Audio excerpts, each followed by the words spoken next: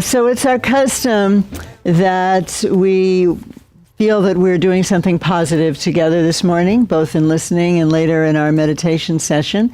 And if you would like to share, dedicate, send the positivity of what you are doing to anyone in your life who is maybe having trouble right now or somebody who has recently passed, this is why this book is going around. It's not attendance. It's if you want to write the name of somebody, and then we'll read the names at the end at noon. Include a pen, dear.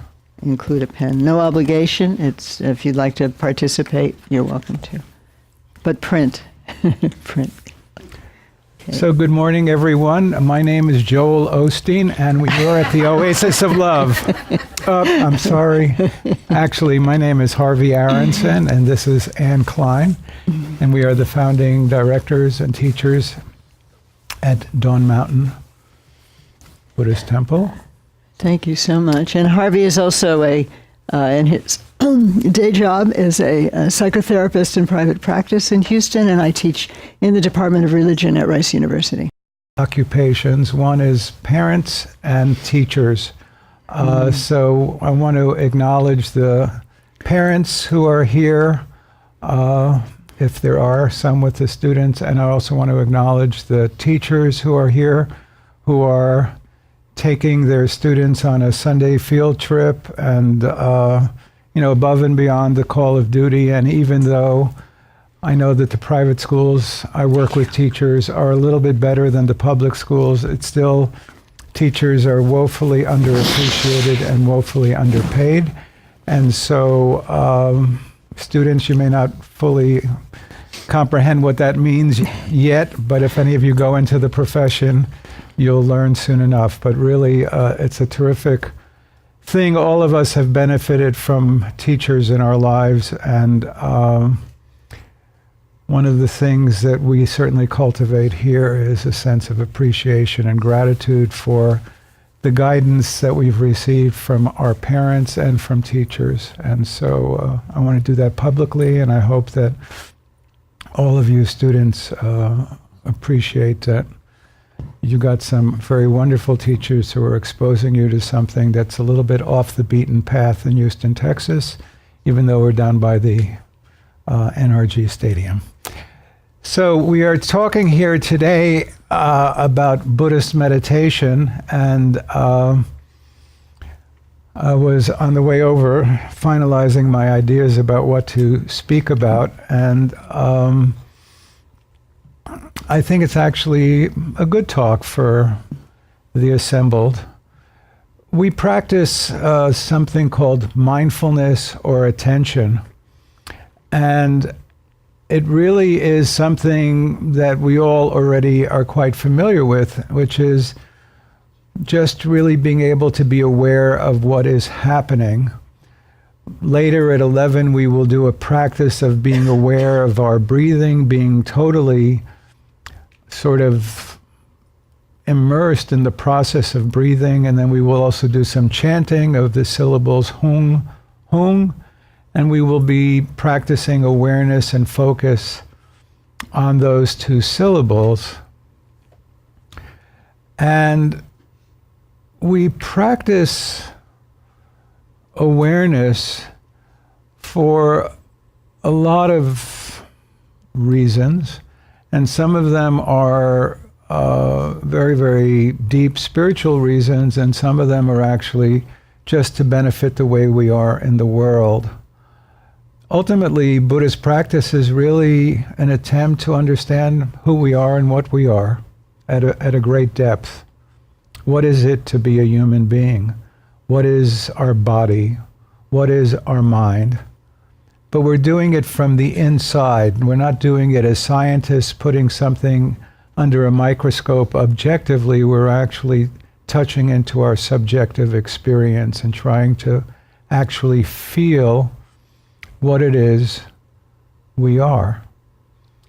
And the sharper and clearer that is, in some ways we find the more freedom we find in our lives. It's a bit of a process. It's not all going to happen in an hour and a half with one visit on a Sunday, but I'm just giving you some large chapter titles about what we are about here. So the first thing about awareness, even if we're doing something like observing our breathing, is that it's impartial or even. So a lot of people come to Buddhist practice and they have a kind of bias, and they start doing something, let's say, observing their breathing, and it starts to be very, very pleasant. And all of a sudden they start noticing maybe that, oh, I really like observing my breathing. It's so pleasant. And we get a little bit kind of stuck on pleasure. Or I'm observing my breathing and it's not going so well, and maybe they get stuck on displeasure. Really, we use the opportunity of meditation as a kind of spiritual gym to cultivate the capacity of evenness. And so one thing we're not doing is we're not kind of rah-rah self-improvement for pleasure in life and just going after pleasure, pleasure, pleasure. And that would be a distortion of Buddhist practice. We're not a kind of New Age operation which is just saying everything is positive and you should cultivate only positive experiences and kind of poo-poo the negative. That would also be a distortion. That wouldn't be Buddhist practice. Buddhist practice involves an evenness of attention to what we are experiencing. So we bring that evenness to our experience, and there are a couple of pairs of words that I wanted to talk about within that. And one pair is feeling and doing. We are a tremendous doing culture. We're great at doing. All of you are students at Episcopal High School. Not all of you, but many of you. I'd say 80% of the audience today are. It's unusual.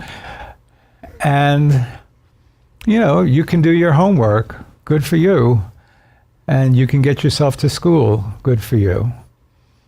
And most of us in this city, it's a city of engineers. There's a lot of doing that goes on here.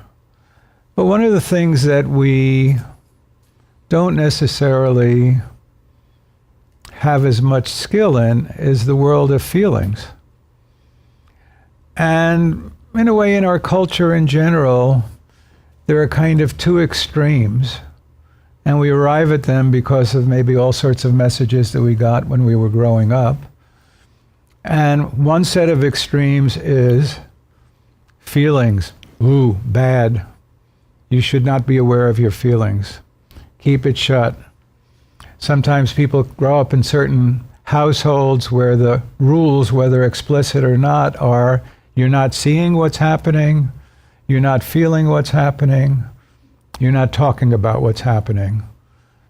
That can occur in families where there's alcohol abuse. It can occur in families where there's sexual abuse or physical violence.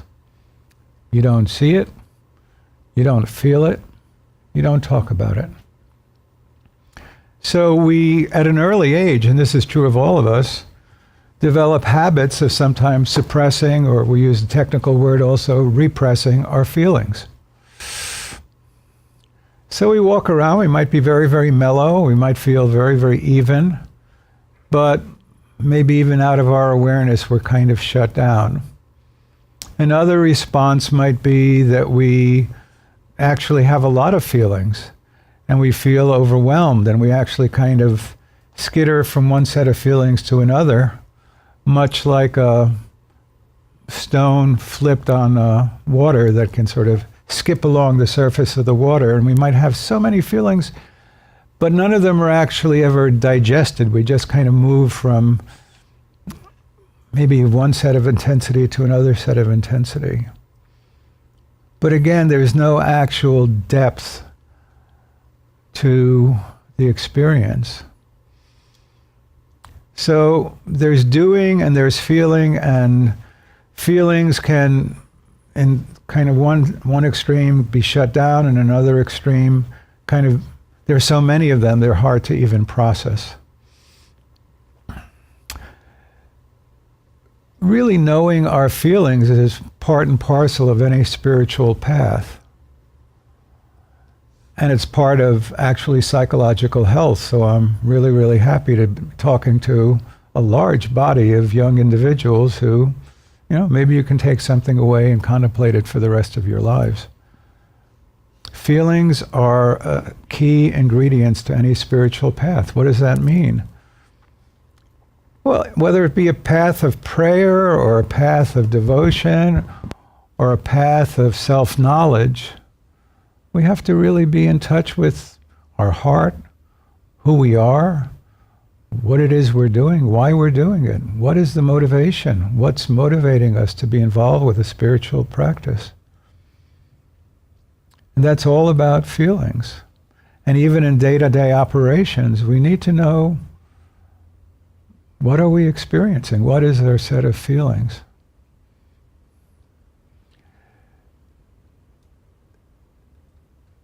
So the other pair of words that I'll share with you is feeling and acting out. So I get angry and I punch somebody in the face. In my business as a psychotherapist, we call that acting out. We are taking the feeling which is inside and we're acting it outside. I get sexually excited, I go off and I have some sort of sexual experience. It might be acting out. I want to drink, I go get drunk. So there's the feeling and then there's acting out. So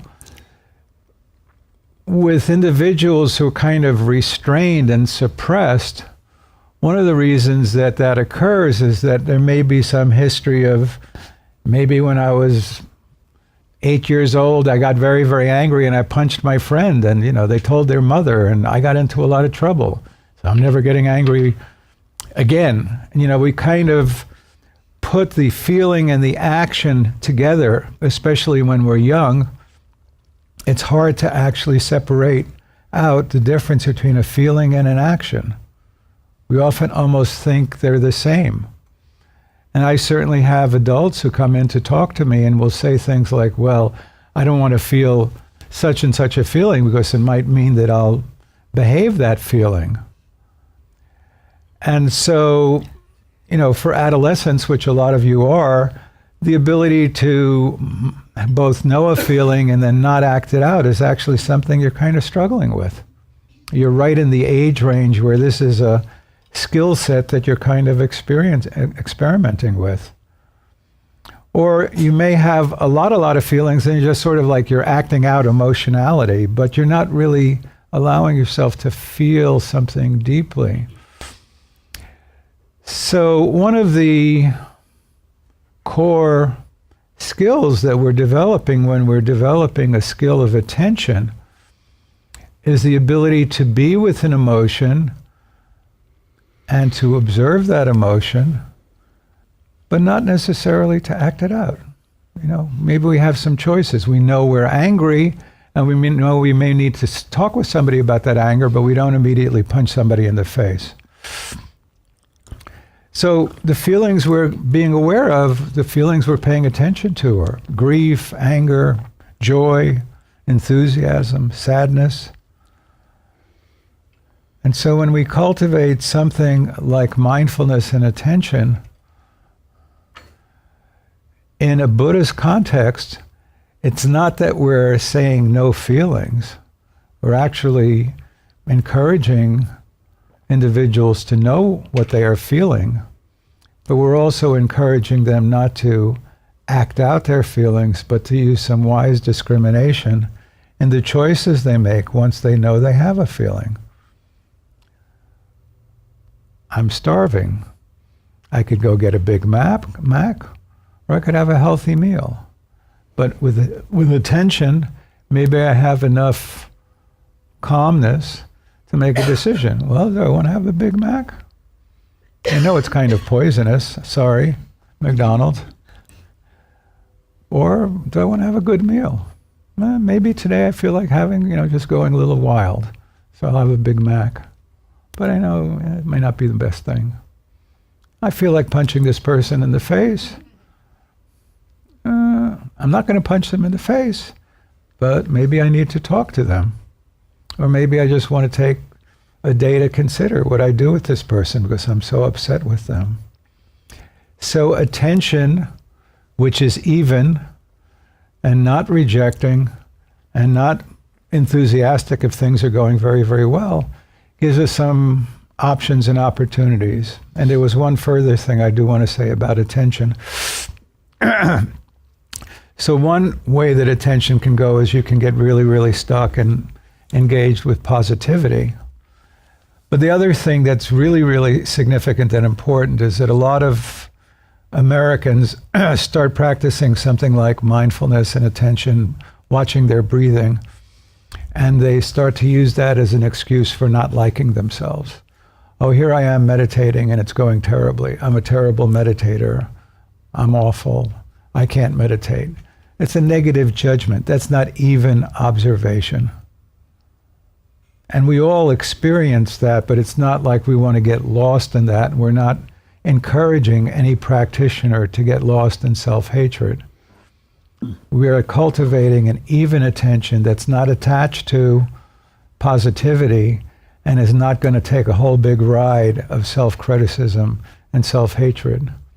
And self-hatred is something that we're all aware of that in our culture. It's something we all swim in. And it's very, very debilitating.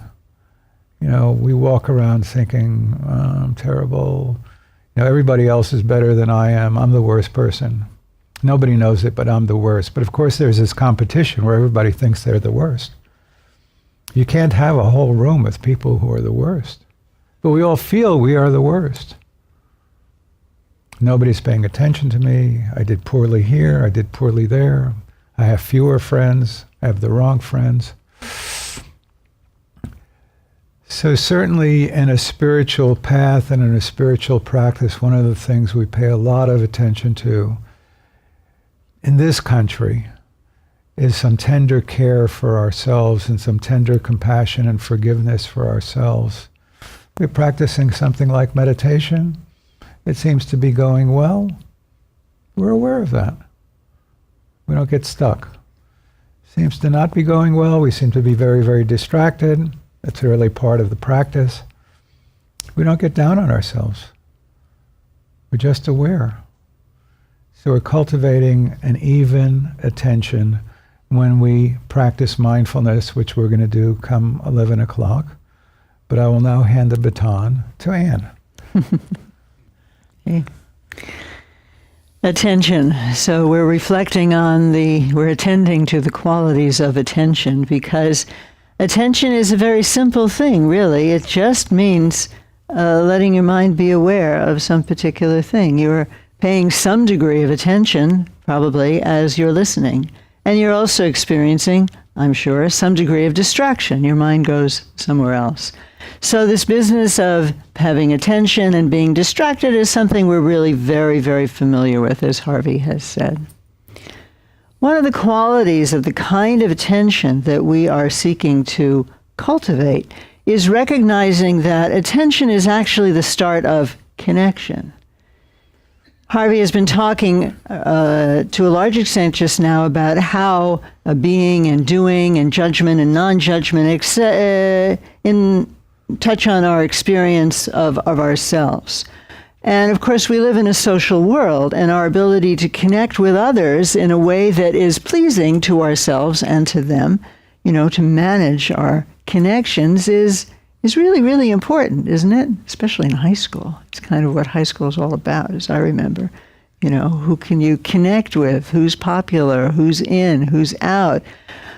So a different way of looking at this, perhaps, is that attention is the beginning of connection. When you pay attention to someone, there's a connection, and people feel that. Don't you feel it when somebody is actually paying attention to you? Attention is different from slapping a label on someone. Oh, I know those kinds of people are always like that. And then what we're paying attention to is just something that we have made up with our mind. Paying attention to the person or whatever is actually in front of us is a connective thing.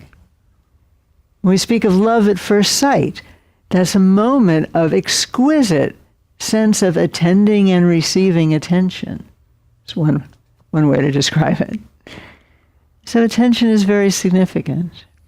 And the quality of evenness that Harvey is talking about, non-judgmentalness, which doesn't mean you're not alive to what you see. Oh, this person looks kind of terrible today. That can be noticed because you're paying attention. Maybe they don't feel so well. They're under stress. I see that.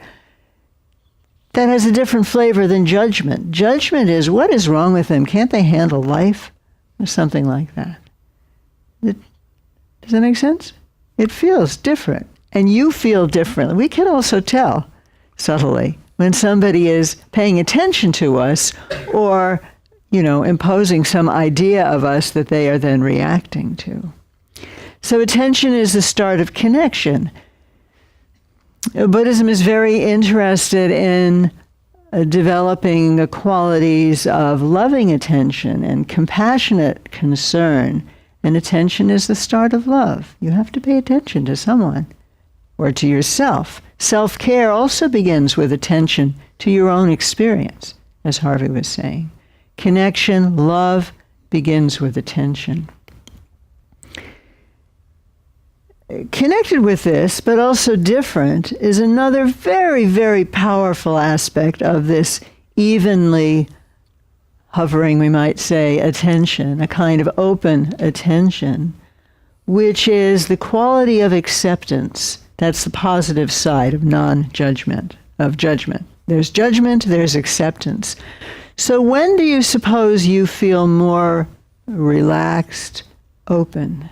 When you were judging, so-and-so did this, bad, so-and-so did that, I'm jealous. Or so-and-so did that, and I know it. The difference between just recognizing, without judgment, having a certain judgment. Which of those allows you to feel more relaxed, more open, more tense? Of course, sometimes we feel very powerful. Gossip is very popular. And gossip is all about judgment. So-and-so did this, we don't do that.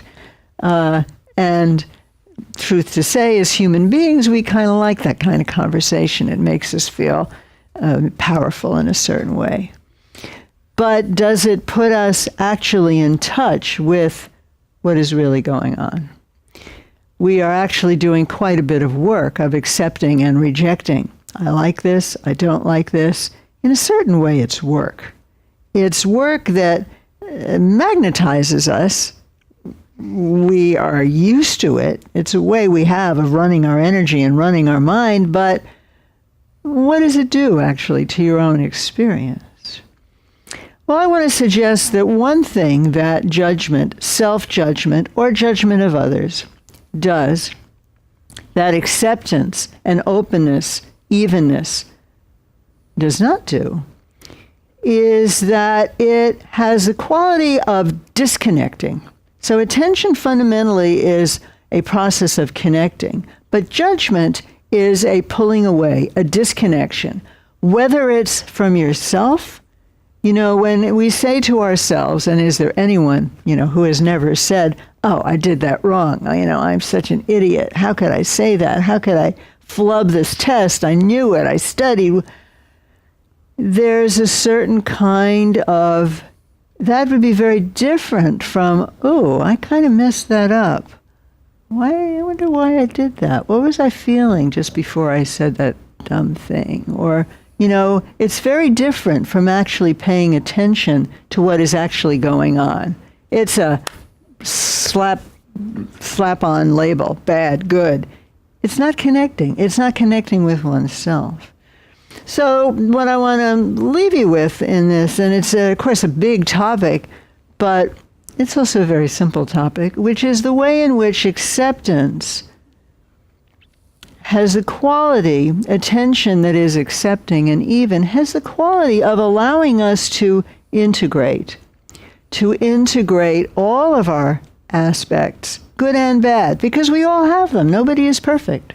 We all do really dumb things, sometimes really mean things. I don't think there's a human being who hasn't.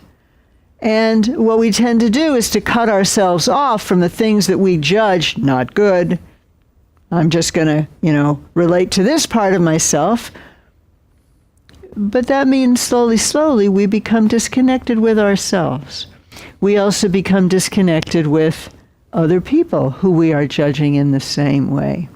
Integration is a huge integration, or maybe I like to use the word wholeness. To become whole means to hold everything that is part of you. There's good, bad, ugly. Holding it is actually a way to move forward, to grow, and to live with yourself in peace. Holding and integrating are very significant aspects of kind of growing up, spiritually growing up, just as a social being, the ability to hold. Your friend does something terrible. Do you shut the door and never speak to them again? Or do you realize, well, sometimes they do something terrible. Maybe we need to talk about this, but there's a holding, there's an integration. It's not that if I can no longer idealize this person, I won't have a relationship with them anymore. It's a more balanced way of living, and attention, cultivating the acceptance and non-judgment that we will be cultivating in a few minutes, really is a path to a tremendous richness of life experience. And that's why we want to talk about that this morning. So thank you. We'll have a little pause, and then we'll begin our practice.